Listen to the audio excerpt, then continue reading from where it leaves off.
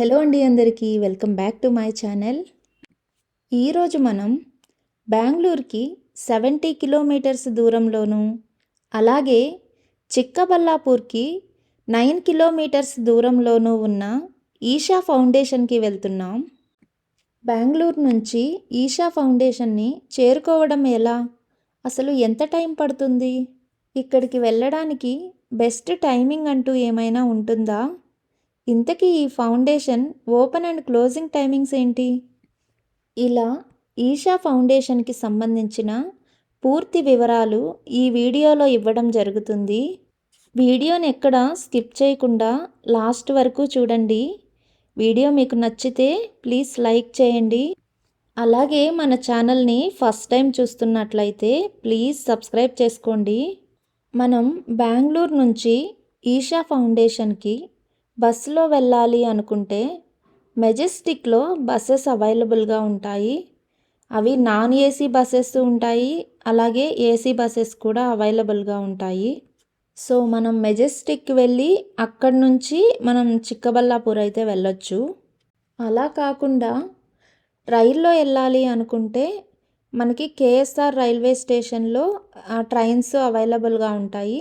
So మనం అక్కడి నుంచి చిక్కబల్లాపూర్కి వెళ్ళొచ్చు. మేమైతే ఫ్రెండ్స్తో కలిసి ఓన్ వెహికల్లో వెళ్తున్నాం. ఇక్కడి నుంచి స్ట్రైట్గా వెళ్తే మాకు 2 to 2.5 hours అయితే పడుతుంది ఈషా ఫౌండేషన్ని చేరుకోవడానికి. బెంగళూరు నుంచి చిక్కబల్లాపూర్కి చాలా వరకు హైవేలోనే వెళ్తాము. రోడ్డు చాలా బాగుంటుంది. నార్మల్గా మనం బెంగళూరు నుంచి మార్నింగే స్టార్ట్ అయ్యి ఆఫ్టర్నూన్ కల్లా ఈషా ఫౌండేషన్ని చేరుకొని అక్కడ కొంచెం టైం స్పెండ్ చేసి ఈవినింగ్ 7 o'clockకి జరిగే ఆదియోగి దివ్య దర్శనం కూడా చూసుకొని ఆ తర్వాత మనం రిటర్న్ రావచ్చు. ఇలా చేస్తే 1 dayలో ఈ ప్లేస్ని అయితే కవర్ చేయొచ్చు. మేమింత హడావిడిగా వెళ్ళి రావాలి అని అనుకోవట్లేదు. మేము ఈ ట్రిప్కి 2 days అయితే పెట్టుకున్నాము. సో మేము సాటర్డే స్టార్ట్ అయిందే దగ్గర 11 o'clock అలా అయిపోయింది. సో నిదానంగా వెళ్ళేసి మేము వెళ్ళే దారిలో మాకేదైనా ఇంట్రెస్టింగ్గా అనిపిస్తే వాటిల్ని కూడా ఎక్స్ప్లోర్ చేస్తూ అలా ఈషా ఫౌండేషన్కి వెళ్ళి తిరిగి రావాలి అనుకుంటున్నాం. సో నైట్ స్టే చేయాలి కాబట్టి మేము ఒక హోటల్ కూడా బుక్ చేసి పెట్టుకున్నాం.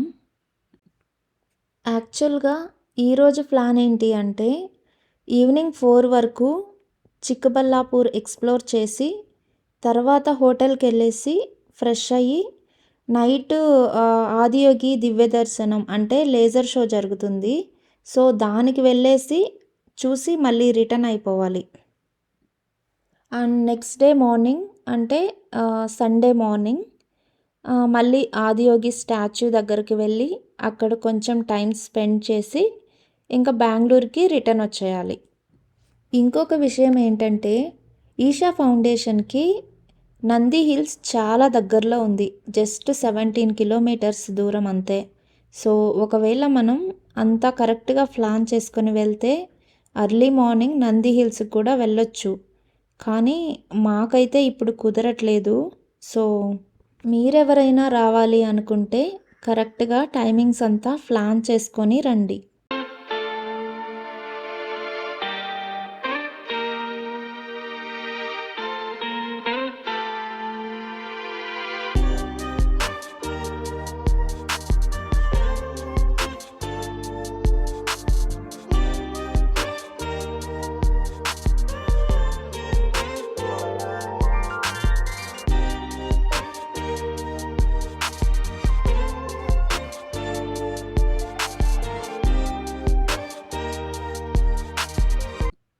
ఇప్పుడు టైం ఆఫ్టర్నూన్ 1:30 అయింది.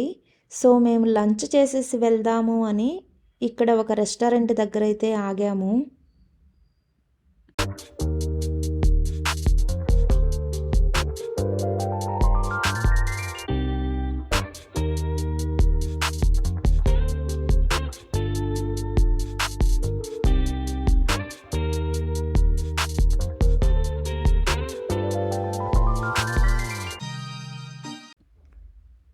మేము ఈరోజు డైరెక్ట్గా ఈషా ఫౌండేషన్కి వెళ్ళట్లేదు కాబట్టి లంచ్లో నాన్ వెజ్ కూడా ప్రిఫర్ చేశాము. ఇలా లంచ్ కంప్లీట్ చేసుకొని మళ్ళీ మా జర్నీని అయితే స్టార్ట్ చేశాము.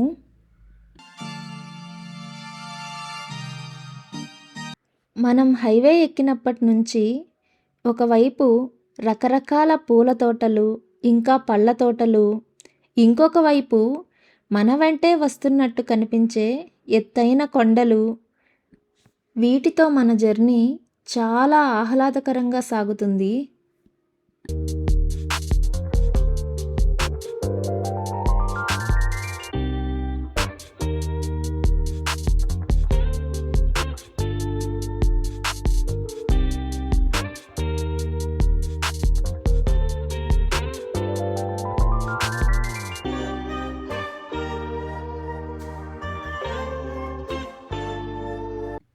చూస్తున్నారు కదా, మనకి లెఫ్ట్ సైడ్లో రాగి తోట ఉంది.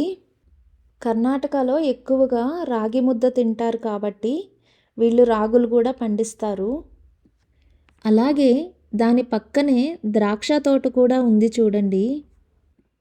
ద్రాక్షని కొని తినడం తప్పితే ఇలా తోటని చూడడం అయితే ఇదే ఫస్ట్ టైం. కారు సైడ్లో పెట్టి వచ్చేసాం లోపలికి. చూడండి ద్రాక్షలు గుత్తులు గుత్తులుగా ఎంత బాగున్నాయో. ఈ కర్ణాటక విలేజెస్లో ఎక్కువగా ఫ్రూట్స్ ఇంకా ఫ్లవర్సే పండిస్తారు. మనలాగా వరి, వేరుశెనగ ఇలాంటివి ఉండవు.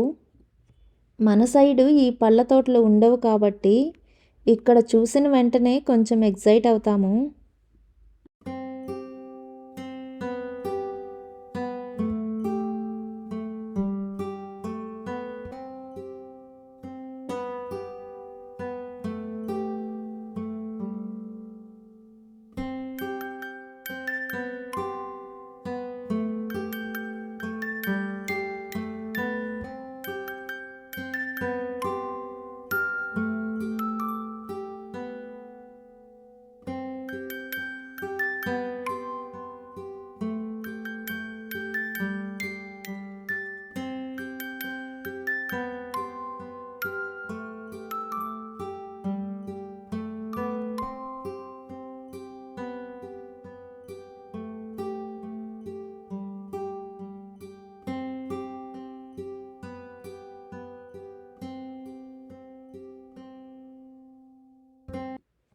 ఇక్కడే 2 రకాల ద్రాక్ష తోటలున్నాయి.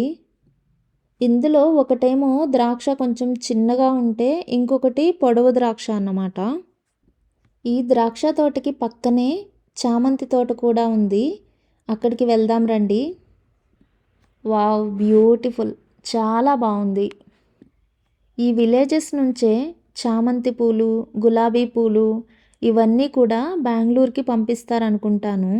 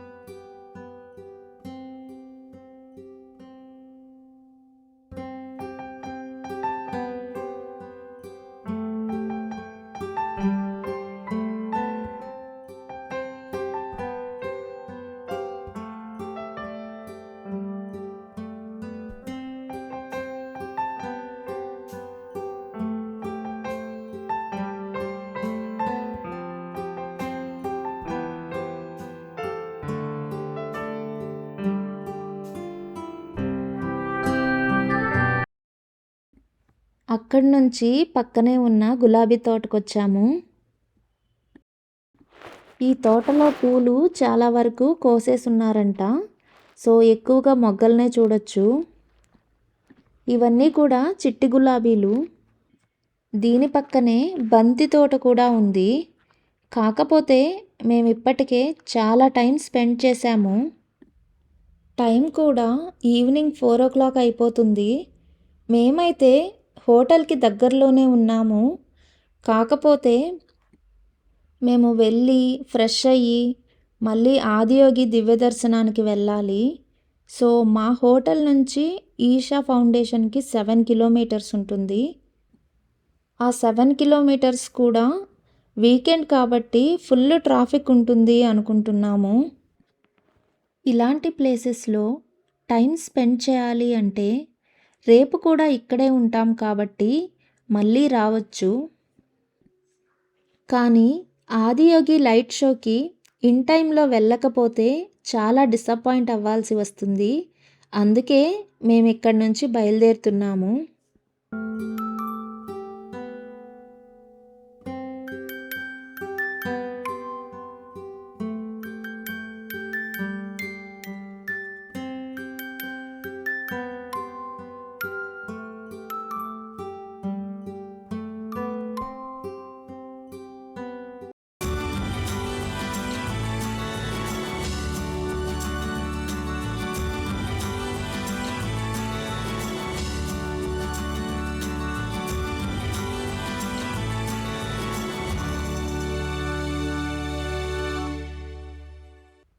మొత్తానికి మేము బుక్ చేసుకున్న హోటల్కి అయితే వచ్చేసాము. ఇది మేము స్టే చేసిన రూమ్. సో దీనికి పర్ డే 1500 ఛార్జ్ చేశారు. మేము ఇంకా త్వరగా ఫ్రెష్ అయ్యేసి ఈవినింగ్ లైట్ షోకి అయితే వెళ్ళాము. అది 14 మినిట్స్ లేజర్ షో కాబట్టి ఇందులో ఇంక్లూడ్ చేయలేదు. అది సపరేట్ వీడియో పోస్ట్ చేసున్నాను. ఆ 14 మినిట్స్ ఆదియోగి లైట్ షో ఎలా ఉండింది అని అడిగితే నేనైతే నా మాటల్లో ఎంత చెప్పినా అది తక్కువే అవుతుంది. అది మనం పర్సనల్గా వెళ్ళి ఎక్స్పీరియన్స్ చేయాలి. అసలు ఎలా ఉంటుంది అంటే మనకి కనిపించే ఆ లైట్స్ విజువల్కి ఇంకా బ్యాక్గ్రౌండ్లో ఆ సద్గురు వాయిస్కి అసలు మనము ఎమోషనల్గా కనెక్ట్ అయిపోతాము. మీరు ఒకవేళ ఆదియోగి లైట్ షో వీడియో చూడకపోయి ఉంటే డిస్క్రిప్షన్లో లింక్ ఇస్తున్నాను.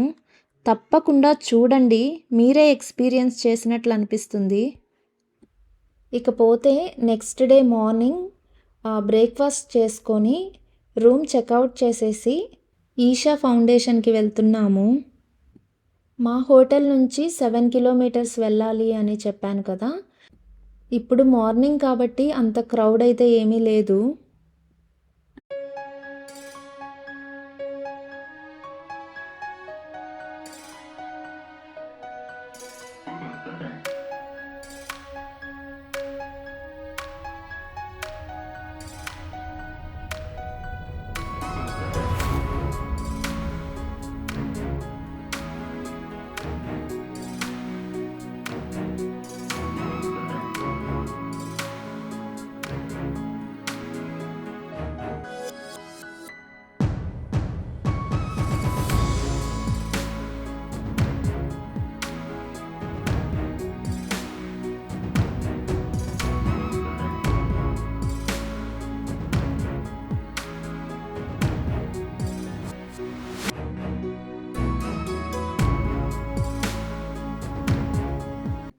ఆల్మోస్ట్ దగ్గరకు వచ్చేసాము.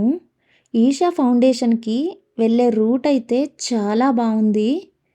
ఇకపోతే మనకి సైడ్లో ఒక ఆర్చ్ లాగా కనిపిస్తుంది కదా, అది ఆదియోగి దగ్గరికి వెళ్ళే ఎంట్రన్స్ అన్నమాట.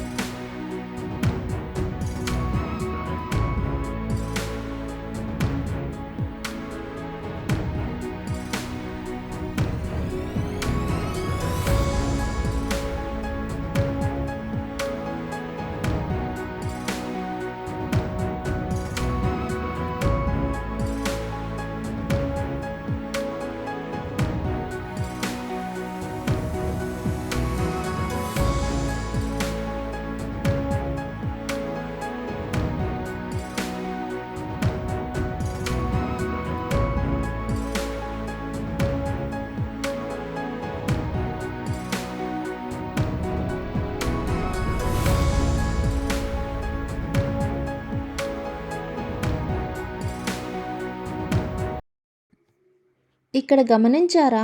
చాలా వరకు వెహికల్స్ సైడ్‌లో పెట్టున్నారు కదా! వీళ్ళంతా కూడా ఈషా ఫౌండేషన్‌కి వెళ్తున్న వాళ్ళే. ఇక్కడ ఈ కొండల మీద ట్రెక్కింగ్ చేస్తూ, ఇక్కడ కొంచెం టైం స్పెండ్ చేస్తూ, అలా ఎంజాయ్ చేస్తున్నారన్నమాట. నేను కోయంబత్తూర్‌లో ఉన్న ఈషా ఫౌండేషన్‌కైతే వెళ్ళలేదు. కానీ నా ఫ్రెండ్స్ కొందరు వెళ్ళిన వాళ్ళు చెప్పిందేంటంటే, అక్కడ కంటే కూడా ఇక్కడ చిక్కబల్లాపూర్‌లో ఇలా పచ్చని కొండల మధ్యలో ఇంత పెద్ద ఆదియోగి స్టాచ్యూని చూడడం అసలు ఆ వ్యూ అయితే చాలా బావుంటుంది అని. వీటన్నిటికంటే ఇంకో మ్యాజికల్ మూమెంట్ ఏంటంటే మీరే చూడండి. మనం దగ్గరికి వెళ్ళకముందే ఆ కొండల్లో నుంచి కొంచెం కొంచెం అలా ఆదియోగి స్టాచ్యూనైతే మనం ఇక్కడి నుంచే చూడొచ్చు. ఇలాంటి అవకాశం మనకి కోయంబత్తూర్‌లో దొరకదు. పచ్చని ప్రకృతి మధ్యలో ఆ శివుడి విగ్రహం చూస్తుంటే ఎంతో ప్రశాంతంగా అనిపిస్తుంది కదా!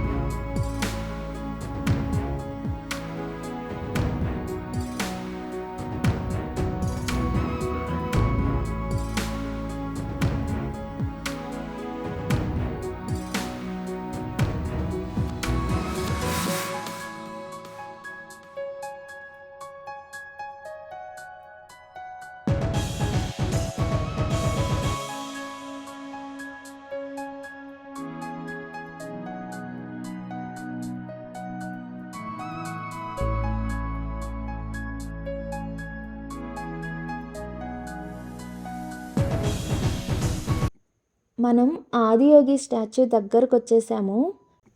ఈ స్టార్టింగ్ పాయింట్‌లోనే ఇక్కడ మనం ఒక పెద్ద శూలాన్నయితే చూడొచ్చు.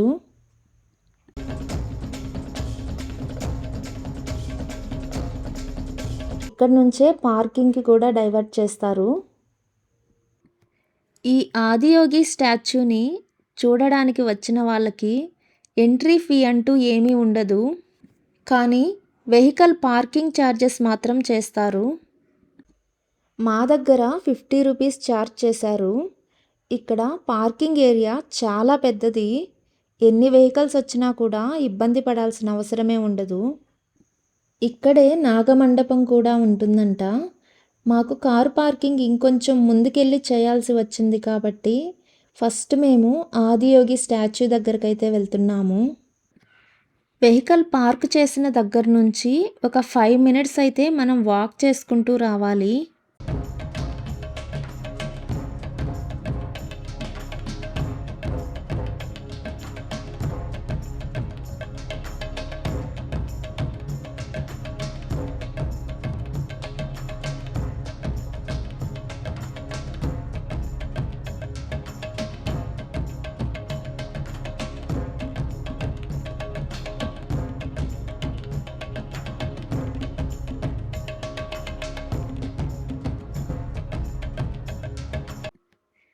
మార్నింగ్ అయితే జనాలు ఎక్కువ మంది ఉండరు. సో మనం ప్రశాంతంగా కొంచెం టైం అయితే ఆదియోగి స్టాచ్యూ దగ్గర స్పెండ్ చేయొచ్చు అని మేము నైట్ స్టే అంతా ప్లాన్ చేసుకొని ఇలా మార్నింగ్ వచ్చాము. కానీ చూడండి, ఇప్పుడు టైం 10:00 అయింది మార్నింగ్. ఎంతమంది జనాలు వచ్చేసారో చూడండి ఇప్పటికే.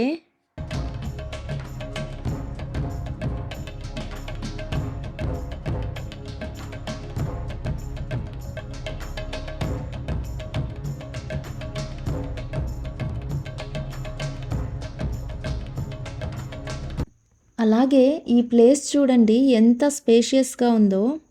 ఇది మొత్తం 100 ఎకర్స్ అంట. ఇక్కడ ఎంతమంది జనాలు వచ్చినా కూడా సరిపోయే విధంగా ఈ ప్లేస్నైతే ప్లాన్ చేశారు. ఎస్పెషలీ శివరాత్రి టైంలో ఇక్కడ క్రౌడ్ అయితే భయంకరంగా ఉంటుంది.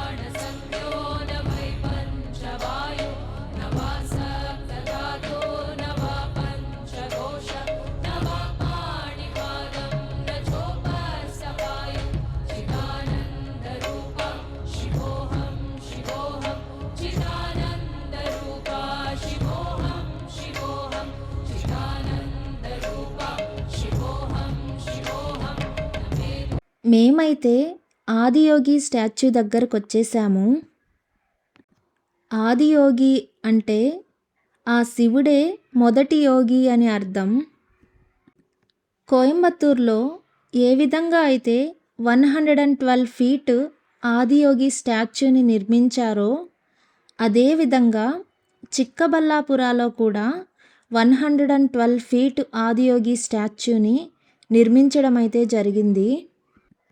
దీన్ని నిర్మించింది అందరూ సద్గురు అని పిలుచుకునే జగ్గి వాసుదేవ్ గారు.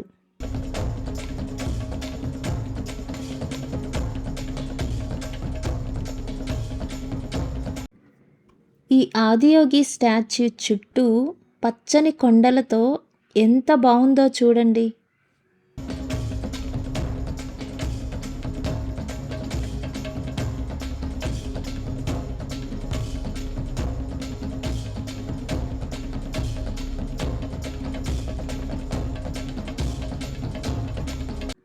ఈ స్టాచ్యూని 112 ఫీట్ నిర్మించడానికి ఒక కారణం ఉందంట.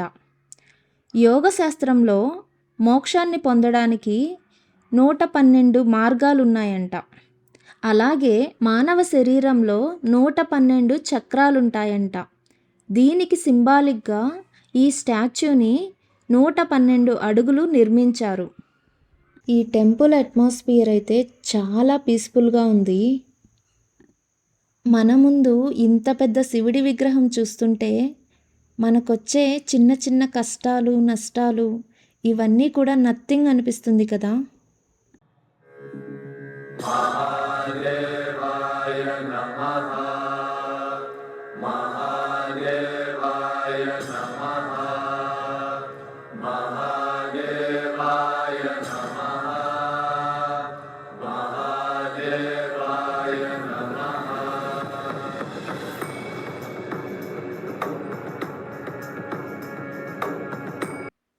ఆదియోగి దగ్గర మేము చాలా మంచి టైం స్పెండ్ చేశాము.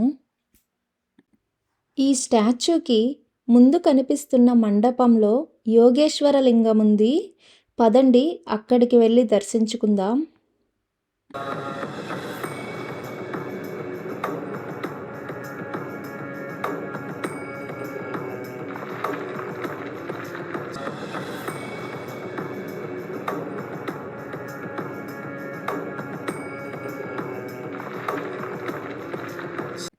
ఇక్కడ కనిపిస్తుంది కదా, ఈ క్యూలో వెళ్ళి మనం యోగేశ్వర లింగాన్ని దర్శనం చేసుకోవాలి. ఒకవేళ మనం ఈ యోగేశ్వర లింగానికి పూజలు, అభిషేకం ఇలాంటివి ఏమైనా చెయ్యాలి అనుకుంటే వాటికి సంబంధించిన పూజా సామాగ్రి అక్కడే అవైలబుల్గా ఉంటుంది. తీసుకొని మనకు నచ్చిన పూజ చేసుకోవచ్చు. ఈ ఆలయంలో ఫోటోగ్రఫీ నాట్ అలౌడ్. సో బయట నుంచి కనిపించినంత వరకు చూపిస్తున్నాను చూడండి. ఈ యోగేశ్వర లింగం చూడ్డానికి ఎలా ఉంది అంటే, ఇక్కడ శివలింగాన్ని 5 పడగల నాగుపాము చుట్టుకొని ఉన్నట్టు ఉంది. ఈ లింగానికి ఎదురుగ్గా ఇక్కడ మనం నందీశ్వరుని కూడా చూడొచ్చు. योगयोगेश्वराय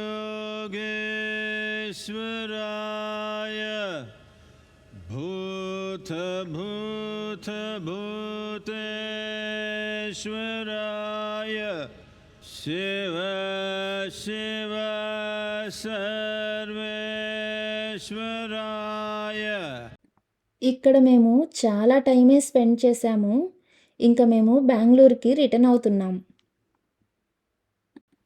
ఇక్కడ మనం ఫ్రీ వాటర్ ట్యాంక్స్ కూడా చూడొచ్చు. అలాగే ఈ ఆదియోగి స్టాచ్యూ పక్కనే కొన్ని స్టాల్స్ కూడా ఉన్నాయి. ఈ స్టాల్స్‌లో ఏదో ఆయిల్స్, ఇంకా ఆదియోగికి సంబంధించిన ఐడిల్స్, కీ చైన్స్ ఇలాంటివి అమ్ముతున్నారు.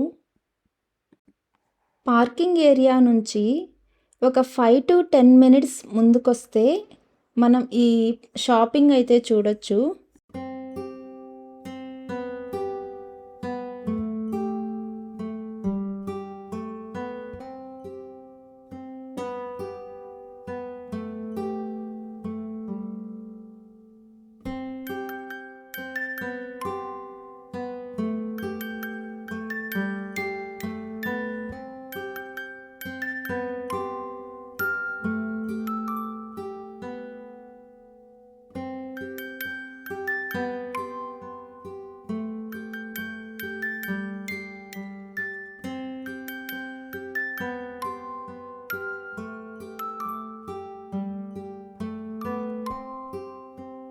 నేను ఈ ప్లేస్‌కొచ్చిన గుర్తుగా కార్‌లో స్టిక్ చేసే ఈ ఆదియోగి ఐడిల్‌నైతే తీసుకున్నాను.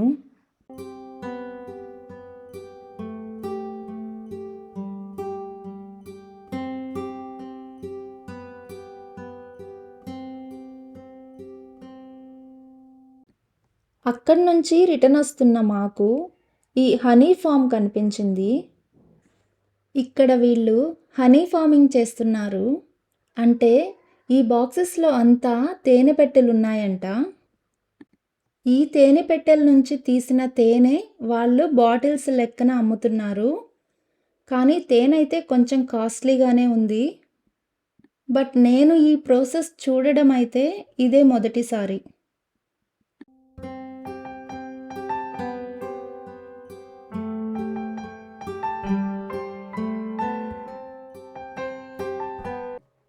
సో చూశారు కదా, చిక్కబల్లాపూర్లో ఉన్న ఈషా ఫౌండేషన్ ఎలా ఉందో. మీకు ఈ వీడియో నచ్చుంటుంది అనుకుంటున్నాను. Thank you for watching. Bye. Next వీడియోలో కలుద్దాం.